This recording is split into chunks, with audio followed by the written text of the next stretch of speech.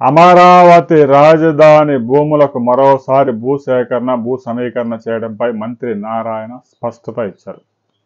ఇప్పటికే రైతుల వద్ద నుంచి 34,000 ఎకరాలు తీసుకున్నారు, వారికి న్యాయం చేయలేదు, మరో 43,000 ఎకరాలు అంటున్నారు, విమర్శలు వస్తున్నాయంటూ ప్రముఖ మీడియాలో వార్తలు రావడంతో పురపాలక మంత్రి నారాయణ స్పందించారు. అమరావతి రాజధానిలో జరుగుతున్న పనుల మీద ఎవరు అభ్యంతరాలు పెట్టాల్సిన అవసరం లేదు. 36 మాసాల్లో బిల్డింగ్స్ నిర్మాణాలన్నీ పూర్తిగా పోతా ఉన్నాయి. 1.5 సంవత్సరంలోనే ప్రధాన రహదారుల నిర్మాణం పూర్తి చేస్తాము.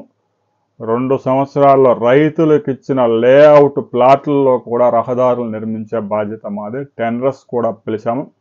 64,000 కోట్ల రూపాయల పనులకు కేబినెట్ ఆమోదం తెలిపింది. టెండర్స్ పిలవడం జరిగింది. పనులు జరుగుతూ ఉన్నాయి.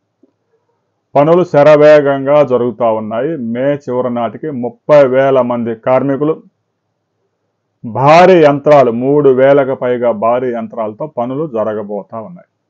ఈలోగా జూన్ నుంచి ఒకవేళ వర్షాలు వచ్చినా కూడా పనులకు ఆటంకం కలగకుండా పెద్ద ఎత్తున 2 కోట్ల టన్నుల ఇసుక, కంకర, ఐరన్ నిర్మాణానికి ముఖ్యంగా అవసరమైన ఈ సిమెంటు, ఈ 4 నిల్వ చేసుకునేందుకు ఏదైతే నిర్మాణ సంస్థలు ఉన్నాయో వారు అవసరమైన ఏర్పాట్లు చేసుకోవాలని కూడా ఆదేశించారు.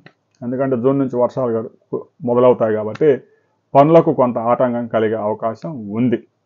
రాబోయే రోజుల్లో అమరావతి రాజధాని గురించి ఎవరూ కూడా నెగటివ్ ప్రచారం చేయవద్దు. రైతుల దగ్గర భూమి ఒకవేళ తీసుకుంటే ప్రభుత్వం నోటిఫికేషన్ ఇస్తుంది, సమీకరణ చేసే ఆలోచన ఉందని కూడా ఆయన మాట చెప్పలేదు. ముఖ్యమంత్రి చంద్రబాబు నాయుడు రాబోయే 100 సంవత్సరాల భవిష్యత్తును దృష్టిలో పెట్టుకొని మాత్రం పనులు చేస్తూ ఉన్నారు. అంతర్జాతీయ విమానాశ్రయానికి కూడా ఒక 5,000 ఎకరాలు కావాలని చెప్పారు. అయితే అది ఎక్కడొస్తుంది, ఎక్కడ భూసేకరణ సమీకరణ చేస్తారు అనే విషయంలో క్లారిటీ లేదు. ప్రభుత్వానికి కూడా క్లారిటీ లేదు. అమరావతి, గుంటూరు, మంగళగిరి, తాడేపల్లి మొత్తం ఒకే సిటీగా విజయవాడతో కలిపి మెగా సిటీ కాబోతుంది అన్నారు. అంటే అమరావతిలో ఇప్పటికే సేకరించిన భూములతో పాటు అక్కడి నుంచి గుంటూరు దాకా, గోరంట్ల దాకా, కంతేరు, కొప్పురావురు ఈ పరిసర ప్రాంతాలన్నీ కూడా భూమిని సమీకరించే అవకాశం ఉంది. ఎందుకంటే నంబూరు నుంచి ఎర్రుబాలెం వరకు రైల్వే లైన్ కూడా ఒక 1,300 ఎకరాల భూమి అవసరం ఉంది. ఇంటర్నేషనల్ ఎయిర్పోర్ట్ రాబోతా ఉంది.